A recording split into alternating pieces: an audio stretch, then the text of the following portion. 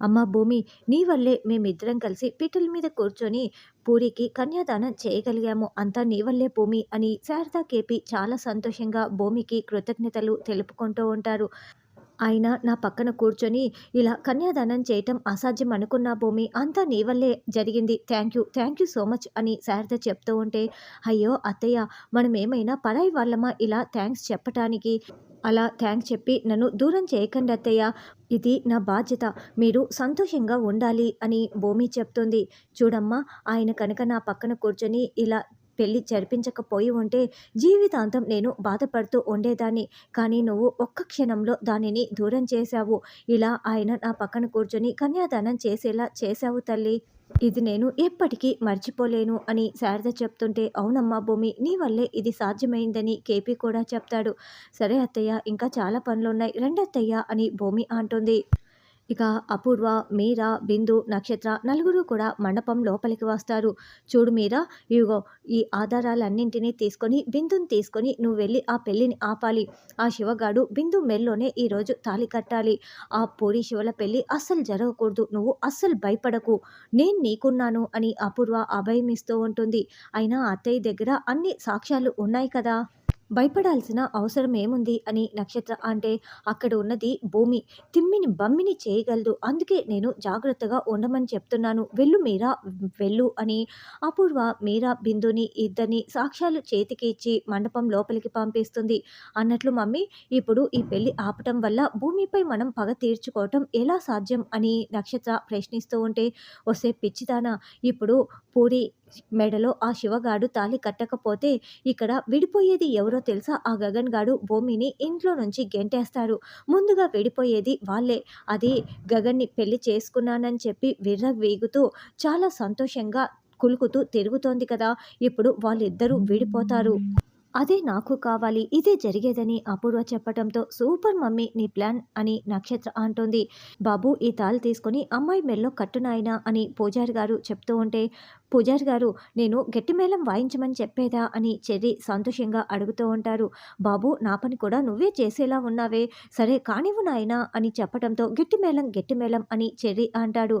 శివ పూరి మెల్లో తాళి కడుతూ ఉంటే, ఆగండి అంటూ మీరా కేకలు పెడుతూ అక్కడికి ఎంట్రీ ఇస్తుంది. తాళి కడుతున్న శివ తాళి కట్టకుండా చాలా షాకింగ్గా చూస్తూ ఉంటే, భూమి, గగన్ కూడా చాలా షాకింగ్గా చూస్తూ ఉంటారు. ఈ పెళ్లి జరగటానికి వీల్లేదు అని మీరా అరుస్తూ వస్తూ ఉంటే, వెనకాలే అపూర్వ, నక్షత్ర కూడా అక్కడికి వస్తారు. పిలవని పేరంటానికి మీరెందుకు వచ్చారని భూమి నిలదీస్తూ ఉంటుంది. ఎందుకంటే ఈ శివగాడు ప్రేమించింది పూరిని కాదు, నా కూతుర్ని ప్రేమించింది. బిందుని ప్రేమించి పూరిని పెళ్లి చేసుకోవాలనుకుంటున్నాడు. అందుకే ఈ పెళ్లిని ఆపటానికి వచ్చామని మీరా చెప్తుంది. ఏం మాట్లాడుతున్నారు మీరు అని గగన్ నిలదీస్తూ ఉంటాడు. ఎక్కడో మిస్అండర్స్టాండింగ్ చేసుకొని వచ్చినట్లున్నారు. శివ ప్రేమించింది మా పూరినే. శివ కావాలంటే చెప్పు అని గగన్ అంటాడు. అప్పుడు భూమి శివ వైపు చూస్తూ సైగ చేసి దండం పెడుతూ ఉంటుంది. చెప్పు శివ, చెప్పు అని గగన్ చెప్తూ ఉంటే, చెప్పు శివ, నువ్వు నన్నే కదా ప్రేమించింది, చెప్పు అని ఒకవైపు అపూర్వ, మీరా, నక్షత్ర, బిందు అందరూ కూడా శివని నిలదీస్తూ ఉంటారు. అప్పుడు శివ భూమి వైపు చూస్తూ, నేను ప్రేమించింది పూరినే అని అబద్ధం చెప్తాడు.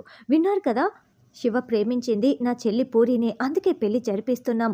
మీరు ఇష్టం వచ్చినట్లు మాట్లాడి ఈ పెళ్లి ఆపటానికి ఎందుకు ఇలా ప్రయత్నిస్తున్నారు? మర్యాదగా వెళ్ళిపోండి, ఇప్పటికైనా అర్థమైందా అని గగన్ అరుస్తూ ఉంటే, ఏంటి, వాడు శివగాడు చెప్పింది నువ్వు నిజం అనుకుంటున్నావా? శివ, ఒక్క నిమిషం కిందికి రా అని అపూర్వ అంటుంది. శివ రా అని గగన్ పిలవటంతో శివ మండపం మీద నుంచి కిందికి వస్తాడు. శివ, నా కళ్ళలోకి చూసి చెప్పు శివ, నువ్వు నన్ను ప్రేమించలేదా అని బిందు చెప్తుంటే, నేరుగా అపూర్వ శివ చెయ్యి తీసి బిందు తలపై పెట్టి, బిందు మీద ఒట్టేసి నిజం చెప్పరా, ఇప్పుడు బిందుని ప్రేమించట్లేదని చెప్పు అని నిలదీస్తూ ఉంటుంది. అప్పటికి కూడా భూమి శివకి దండం పెడుతూ, నువ్వు పూరినే ప్రేమిస్తున్నానని చెప్పు అని వేడుకుంటూ ఉంటుంది. శివ, నిజం చెప్పు, వాళ్ళకి భయపడకు, నీకు నేనున్నాను, మీ అక్క భూమి ఉంది, ధైర్యంగా నిజం చెప్పు శివ అని గగన్ నిలదీస్తూ ఉంటాడు. అప్పుడు శివ చేతిని తీసేసి, అక్క, నేను ఒట్టేసి అబద్ధం చెప్పలేనక్క అని చెప్పటంతో ఇక గగన్ చాలా షాకింగ్గా వింటూ ఉంటాడు. ఇది ఇది నాకు కావాల్సింది, అర్థమైందా?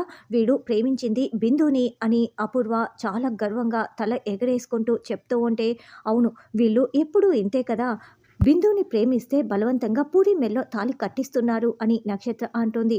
అవును, అప్పుడు తల్లి, ఇప్పుడేమో చెల్లి. ఏంటి ఈ తల్లి బుద్ధులే అన్నీ పుణికి పుచ్చుకున్నావు కదా!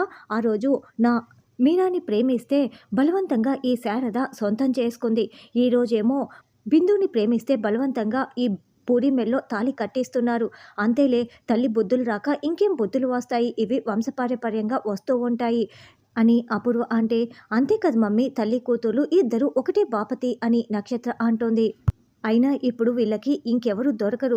అందుకే ఈ శివగాడికిచ్చి పెళ్లి చేయాలనుకుంటున్నారు. అదే పక్క వాళ్ళైతే నీ తండ్రి ఎవరు?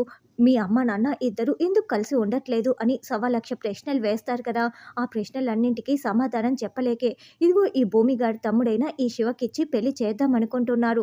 వీడైతే ఎలాంటి ప్రశ్నలు వేయరు కదా! ఈ శారద లాగే ఈ పూరి కూడా తయారైపోయింది. తల్లి కూతుర్లు ఇద్దరు ఒకటే అని అపూర్వ, నక్షత్ర నోటికి ఇష్టం వచ్చినట్లు మాట్లాడుతూ ఉంటారు.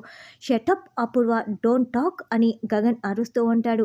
నా తల్లి గురించి, చెల్లి గురించి ఇంకొక మాట మాట్లాడినా నేను చూస్తూ ఊరుకోను అని గగన్ అంటే, ఏ ఉన్న విషయాలు అడుగుతుంటే నువ్వు సమాధానం చెప్పలేకపోతున్నావా? తలదించుకోవాల్సిన పరిస్థితి వచ్చిందని బాధపడుతున్నావా? కానీ ఇవన్నీ నువ్వు తెలుసుకోవాల్సిందే గగన్, ఎందుకంటే ఇవన్నీ జరుగుతున్న సత్యాలు, నేను నిజమే చెప్తున్నానని అపూర్వ అంటుంది. అప్పుడు కేపీ కూడా, అపూర్వ ఇక చాలే, మాట్లాడడం ఆపుతావా? నేను ముందుగా పెళ్లి చేసుకుంది శారదని, మీరాని కాదు. ఇప్పుడు ఎవరు మోసం చేశారో అర్థమవుతోందా అని కేపీ నిలదీస్తూ ఉంటే, నోరు ముయ్, అసలు నువ్వు మగాడివే కాదు, నీకు మాట్లాడే అర్హతే లేదు. నీ గురించి మాకు తెలీదా? అయినా ఇప్పుడు బిందుని ప్రేమించి మీకు సాక్ష్యాలు కూడా కావాలన్నారు కదా! ఇవిగోండి సాక్ష్యాలంటూ ఫోటోలనన్నింటినీ గాల్లోకి విసిరి పడేస్తుంది. ఆ ఫోటోలను చూసిన గగన్ ఇంకా చాలా చాలా ఏడుస్తూ ఉంటారు. ఏంటి కేపీ, ఇప్పుడు నువ్వు సమాధానం చెప్పు. ఇప్పుడు ఇద్దరు ఒకరిని ఒకరు ప్రేమించుకున్న వాళ్ళు పెళ్లి చేసుకోవాలా? లేకుంటే నేను మాత్రమే ప్రేమిస్తున్నాను, నువ్వు నన్ను ప్రేమించకపోయినా పర్వాలేదు, నువ్వు నా మెడలో తాళి కట్టాలి అని పూరి మెడలో తాళి కట్టాలా ఈ శివగాడు? చెప్పు, నువ్వే సమాధానం చెప్పు అని అపూర్వ నిలదీస్తూ ఉంటుంది. చెప్పండి పెద్ద మనిషి కేపీ గారు అని గగన్ అంటాడు.